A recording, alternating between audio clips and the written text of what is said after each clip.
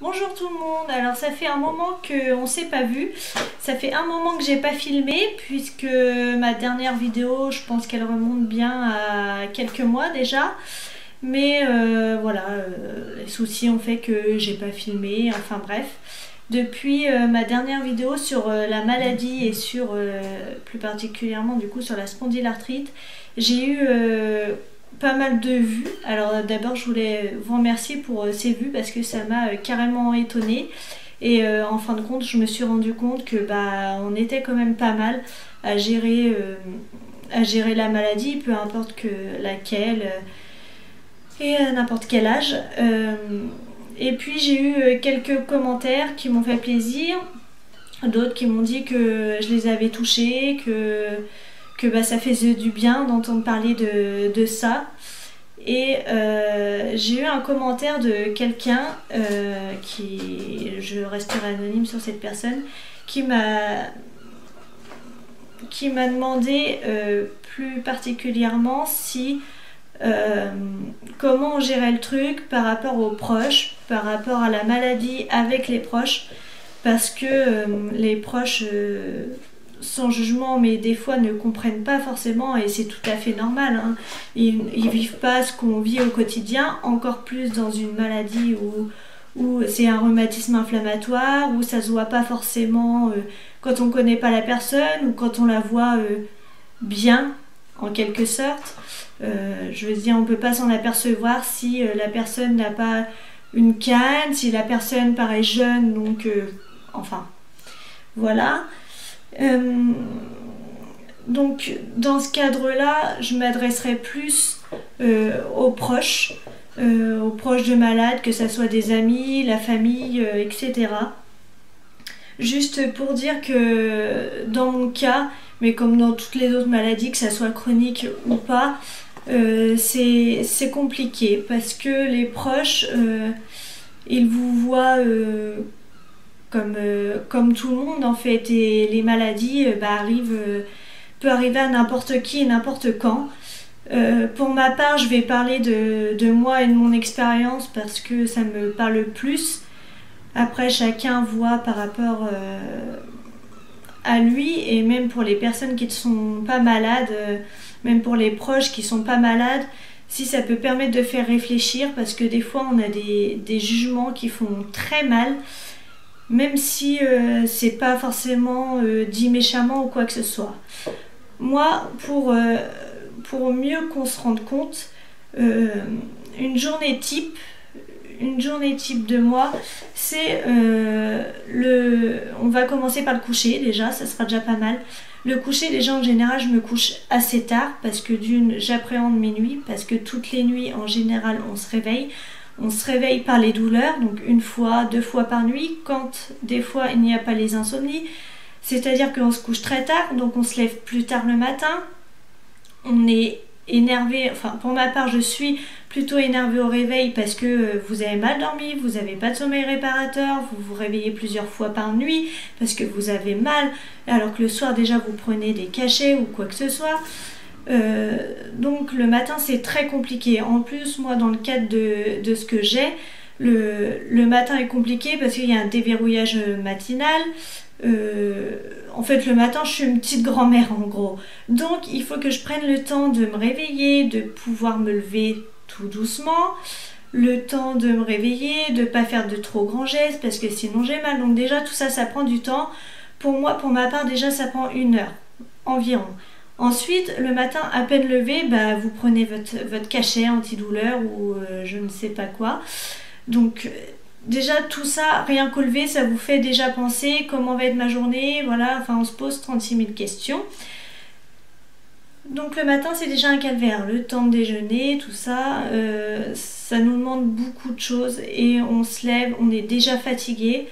Donc après tout ça, bien en général il faut quand même s'habiller. Sauf que nous s'habiller, pour la plupart des personnes c'est banal en fait, ils y pensent même pas, ils déjeunent, ils vont s'habiller, enfin voilà. Moi j'ai pas hâte de ma matinée, j'ai pas hâte d'aller m'habiller parce que Prendre une douche, c'est fatigant. Me mettre dans ma baignoire, pour ma part, c'est fatigant parce qu'il faut lever les jambes le matin, c'est compliqué, il faut se laver, donc ça demande de la force, il faut s'habiller.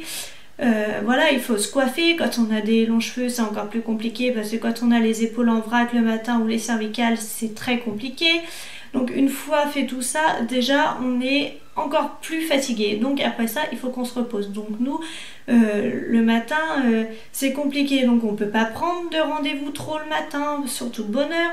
On peut pas faire plein de choses. Et pour la plupart des gens à côté qui se rendent pas compte de tout ça, ça va être oh oui, mais dis tu peux y arriver, tu fais la grasse mat le matin, ou oh bah dis donc. Enfin, c'est souvent des réflexions, mais ils se rendent pas compte en fait. Sauf que on n'en fait pas exprès en fait. Si voilà, on n'a pas le choix, Ensuite arrive tout ça le midi. Donc le midi, en général, moi pour ma part, il faut faire à manger. Donc c'est pareil, c'est compliqué parce qu'en général, il faut rester debout à un certain moment, faire beaucoup de choses. Il suffit qu'on coupe des grosses choses type, je sais pas moi, c'est la saison, on va dire un melon. Couper un melon, c'est compliqué parce que ça demande de la force. Enfin, c'est toujours la même organisation, donc c'est compliqué. Et c'est pareil, ça se voit pas, donc les gens se rendent pas compte que c'est fatigant, que voilà. Ensuite, après ça, bon voilà, il faut débarrasser, je vais pas faire tout le speech, mais enfin, du coup, arrivé après ça, et l'après-midi, on est tellement fatigué de par les douleurs, de tout ce qu'on fait, et en général, pour ma part, je suis obligée de rester allongée un moment après manger. Donc quand j'ai la force, comme aujourd'hui j'ai à peu près la force et depuis le temps je me suis dit je vais filmer une vidéo, mais avant ça je me suis reposée au moins 1 heure parce que c'est toujours pareil quoi, la fatigue.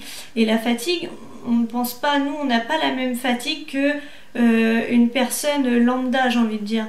Nous c'est une fatigue qui est prenante et la fatigue...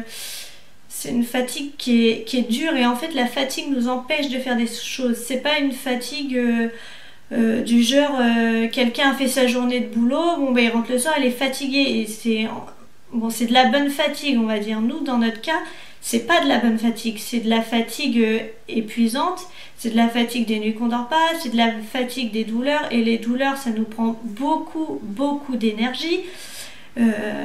C'est tout ça. Après, arrivé au soir, si je suis sortie l'après-midi, j'ai envie de dire que le soir, je fais pas grand-chose. Hein. Mais c'est pareil, le soir, les repas, donc préparer les repas. Entre deux, il faut aussi s'occuper de sa maison, donc ranger quand même un minimum et tout ça. Donc des fois, c'est compliqué. Des fois, je peux pas faire mon ménage, passer l'aspirateur ou tout ça pendant une semaine, ça va être compliqué. Tout dépend si je suis en crise ou pas.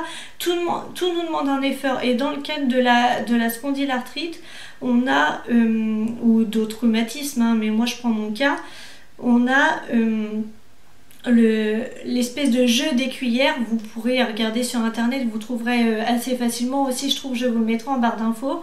En fait, dans notre cas, on a, pour que ça soit plus compréhensible et pour nous aider dans notre journée, on a un certain nombre de cuillères et chaque chose qu'on fait dans notre journée nous utilise tant de cuillères, sauf que du coup c'est un calcul sur la journée, puisque si on arrive je sais pas moi au midi et qu'on n'a plus de cuillère, et on peut plus rien faire après. Et en fait c'est ça, c'est exactement ça. Donc nous, tout ce qu'on fait dans une journée, c'est calculé. Si j'ai prévu de faire pas mal de choses l'après-midi, qui paraît déjà énorme pour moi, et faut pas compter sur moi le soir. Ou si je fais beaucoup de choses dans une journée ou quoi, je sais que je vais le payer après pendant 2-3 jours, que je vais pas être bien, que je vais être encore plus fatiguée, que je vais avoir des douleurs autres que ce que j'avais déjà. Après ça c'est une journée type, après voilà, ça change en fonction aussi des personnes et moi de mon emploi du temps aussi. Au jour d'aujourd'hui je travaille pas, donc j'arrive à peu près à gérer mes journées. Après, quand c'est une journée off, quand je suis par exemple en crise, ça sert à rien de me demander de faire quelque chose, parce qu'en fait une journée où je suis en crise, la journée fait que ça en fait. Donc c'est très compliqué de gérer quelque chose. Je peux très bien me sentir à peu près bien pendant 1 heure et puis d'un seul coup, paf, ça va pas du tout et je suis obligée d'aller me coucher. Voilà, et pourtant ça se voit pas.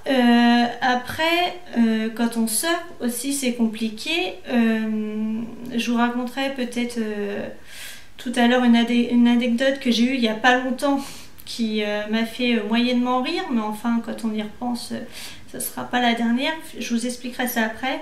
Mais voilà, quand on sort, c'est compliqué. Et des fois, on a des réflexions ou des fois, bah, les gens nous prennent pour quelqu'un de lambda, de pas malade, voilà, parce que ça se voit pas. Mais il faut savoir que 80% des handicaps sont invisibles. Et pour d'autres personnes, parce qu'on est jeune, on n'est pas malade. Donc c'est compliqué des fois.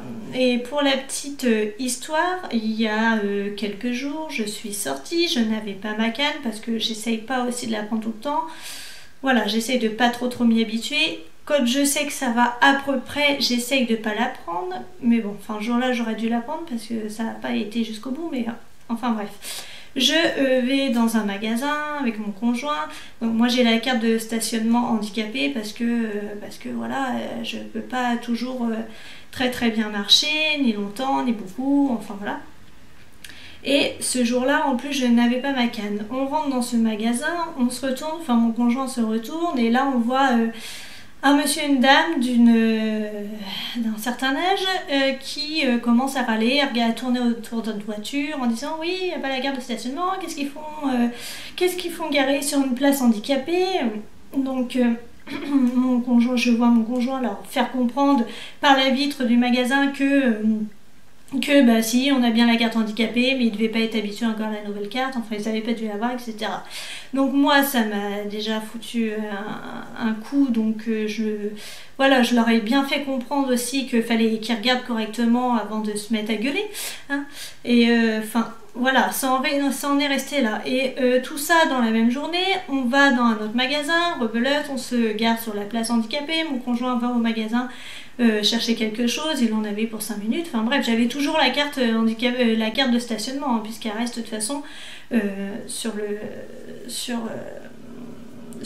voyez, bon, ça aussi ça fait partie des choses, on cherche aussi nos mots, et ça aussi c'est dû à la fatigue, on adore. La carte était toujours sur le pare-brise. Et quand je vois mon conjoint revenir, et au moment où mon conjoint rentre dans la voiture et qu'on vient pour partir, je vois un bras qui me passe devant et qui me passe par ma fenêtre, puisque ma fenêtre était ouverte, et j'entends dire oui, mais vous savez que c'est une suppression de permis, si on n'a pas la carte de stationnement. Non, mais... Enfin, pareil, une personne d'un certain âge, hein. Je dis pas, je fais pas de jugement ni quoi que ce soit, hein, mais voilà, je vais chez le kiné, j'ai des papiers mamie qui sont très gentils, et je dis pas qu'ils sont tous comme ça, mais enfin voilà, pour ce cas-là en tout cas c'était deux comme ça. Bon, déjà il passe son bras, donc je sais pas ce que son bras il vient faire déjà dans la voiture, enfin il a pas à faire ça, et il dit comme ça que bah voilà, ça peut être une suppression de permis. Alors je tiens à préciser, non, c'est pas du tout on n'a pas du tout de suppression de permis si on n'a pas la carte, hein, mais enfin bon. Moi dans mon cas je crois qu'il l'avait pas vu non plus. Bref, donc ça m'a saoulée. Je lui ai dit clairement que la carte était bien là, que s'il voulait je pouvais sortir pour lui montrer aussi ma carte d'identité au cas où que ça soit pas moi. Enfin, du coup il est reparti, mais enfin tout ça pour dire que c'est énervant en fait. Vous pouvez tout à fait regarder si y a des cartes et tout ça, parce que même moi des fois, il y a des personnes, ils sont garés sur des places handicapées, bah, je râle parce qu'ils n'ont pas la carte handicapée. Et ouais, c'est important, mais voilà. Donc, mais après il y a des manières de le dire aux gens, et il y a aussi surtout de faire attention, parce que au final, bah, excusez-moi du terme, hein, mais le mec s'est trouvé con quoi. Quand j'y ai dit non mais j'ai bien la carte handicapée. Donc voilà. En fait c'est ça. Après voilà, pas juger en fait, pas juger sur une apparence, même si c'est compliqué. Des fois bah, on peut annuler une soirée alors que c'était prévu depuis je sais pas une semaine, et qu'arrivé là la dernière minute on dit bah non je suis désolée parce que je peux pas venir.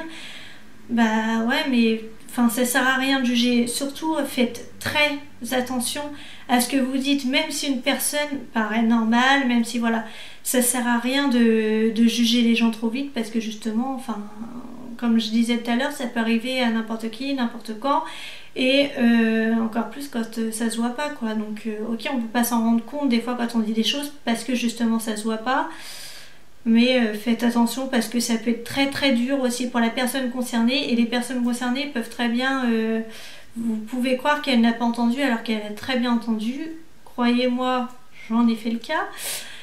Mais voilà, j'espère qu'il faut essayer de comprendre, même si c'est compliqué des fois quand on vous dit oui mais j'ai mal là, machin, ça va pas, ou faut essayer de comprendre même si c'est compliqué, parce que ça se voit pas, parce qu'on croirait pas, parce que pourtant on a l'air bien, voilà.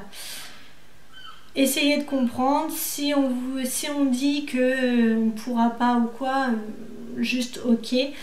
Et puis après on dit oui mais c'est bon, c'est pas une maladie grave, tu vas pas en mourir, tu vas pas...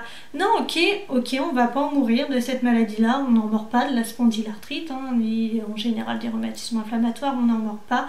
Mais c'est épuisant et la douleur épuise énormément.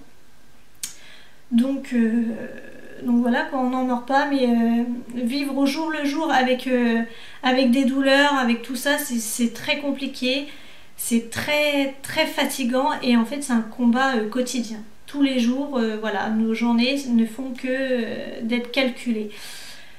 Voilà, après c'est à peu près tout ce que j'avais à dire. J'espère que cette vidéo aura plu, j'espère qu'elle aura pu aussi aider quelques personnes. Si vous avez des questions, des remarques, si vous voulez que je fasse d'autres vidéos à ce sujet ou pas, mettez-moi tout ça en commentaire. De toute façon je réponds en commentaire. Et puis il y a aussi ma page Facebook, Twitter, mais j'y suis moins sur Twitter, Instagram et puis Snapchat. Mais bon, le mieux si vous voulez me parler aussi en privé, c'est peut-être Facebook, sinon les commentaires YouTube. Et voilà, je vous fais des gros bisous, prenez soin de vous et je vous dis à bientôt, peut-être dans une prochaine vidéo.